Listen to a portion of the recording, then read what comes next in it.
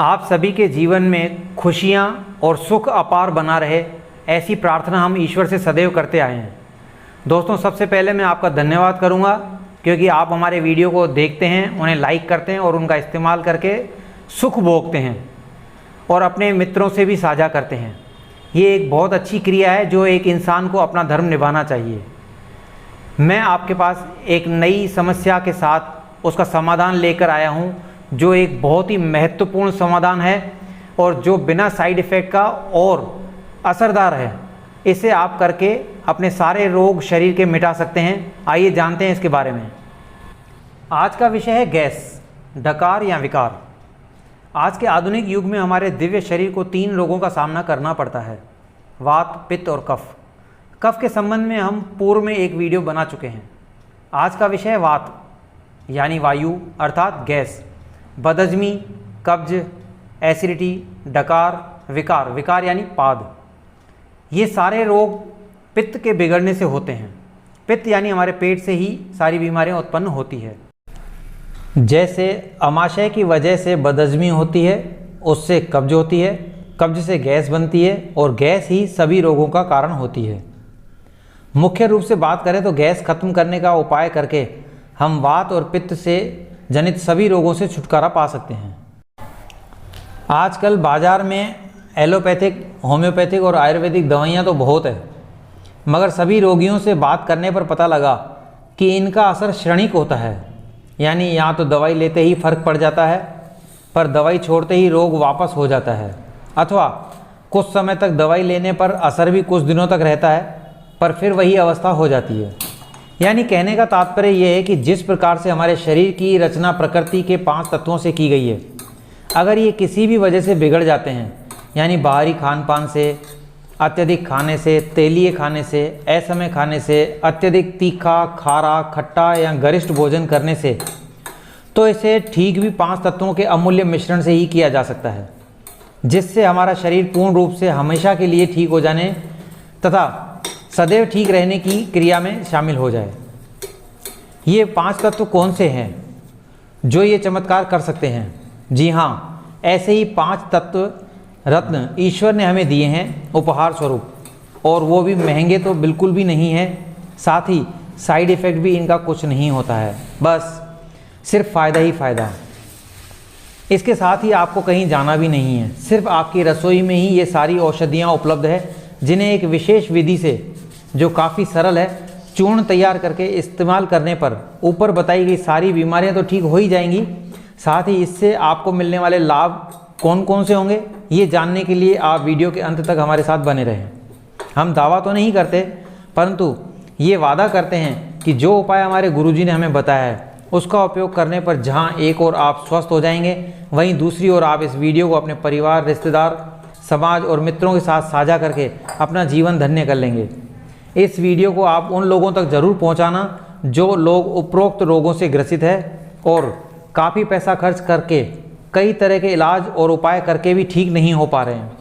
ये गैस की समस्या मामूली नहीं है, ये हमारी नसों में दौड़ते हुए रक्त में मिलकर पूरे शरीर में फैल जाती है और मस्तिष्क तक पहुँच जाती है।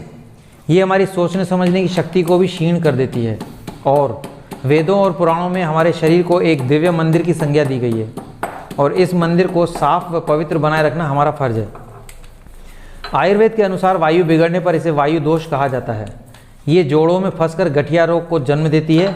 शरीर में दर्द, सीने में जलन, दिल में चुभन, मस्तिष्क में झंझनाहट, नींद न आना, रात में और सुबह उठने पर थकान और बेचैनी का अनुभव पूरा दिन खराब करने के लिए काफ़ी है। ये जहरीली गैस हमारी जठराग्नि के मंद पड़ने पर, हमारे अमाशय की सूजन होने पर, छोटी आंत व बड़ी आंत में रुकावट आने पर, हमारी जीवन शैली और हमारा आहार विहार अनुचित हो जाता है, तब भोजन ठीक से पचता नहीं है, और जब भोजन पचता नहीं है तो वो सड़ता है, और जब कोई वस्तु सड़ती है तो दुर्गंध पैदा होती है और जहरीली गैस उत्पन्न होती है। बस यही सड़ा हुआ भोजन हमारे शरीर में विष का निर्माण करता है और यही विष हमारे शरीर में रक्त के साथ मिलकर कई रोगों को जन्म देता है। ये वायु अथवा गैस बहुत आसानी से खत्म या समाप्त होने वाली नहीं है। इसके लिए पूर्णतः स्वच्छता का पालन करना पड़ता है। जब तक हम इसके मूल कारण पर काम नहीं करेंगे तब तक ये हमारी जठराग्नि प्रचंड रूप से प्रज्वलित नहीं होगी, तब तक इस समस्या की जड़ समाप्त नहीं हो सकती। इसे पूर्ण रूप से समाप्त करने के लिए हम कुछ प्रयत्न करेंगे, जैसे अवांछनीय वस्तुओं से परहेज, औषधि सेवन का समय का पालन। हमारा उद्देश्य इस गैस को दबाना नहीं बल्कि इसे जड़ से खत्म करने और फिर इसे कभी बनने नहीं देना है। इसलिए हम आपको वो औषधि बताने जा रहे हैं जो आपके रसोई घर में आसानी से उपलब्ध हो जाएगी। इस नुस्खे को आप तक पहुंचाना हमारा कर्तव्य है और इसे आजमा कर ठीक होकर इस ज्ञान को आगे सबके साथ साझा करना आपका धर्म है, ताकि हमारा देश व समाज स्वस्थ होकर एक नए युग का निर्माण कर सकेगा। दोस्तों, हमारे ऋषि मुनियों ने इस रोग को जड़ से खत्म करने का रहस्य यानी समाधान हजारों वर्ष पूर्व ही खोज लिया था, जो एक दिव्य कुंजी के रूप में हमें हमारे गुरुदेव जी द्वारा दी गई है। और वही नुस्खा हम आपको बता रहे हैं, जो आपके शरीर में फैले हुए वायु के हर एक कण को बाहर निकालकर आपको एक नया जीवन प्रदान करेगा। चलिए अब एक कागज और पेन लीजिए और उस औषधि के रत्नों का नाम और उनका वजन लिख लीजिए।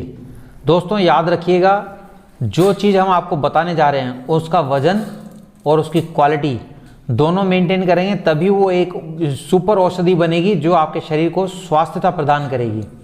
हर चीज़ को ध्यान से और महत्वपूर्ण तरीके से सुनना है और उसका इस्तेमाल करना है, तभी आप इसमें लाभ ले पाएंगे। पहली औषधि है अजवाइन, जो आपको 50 ग्राम लेनी है। दूसरी जीरा, ये भी 50 ग्राम। तीसरा सौंठ पाउडर, ये मात्र 25 ग्राम लेना है। चौथा काला नमक, जो कि 50 ग्राम होगा।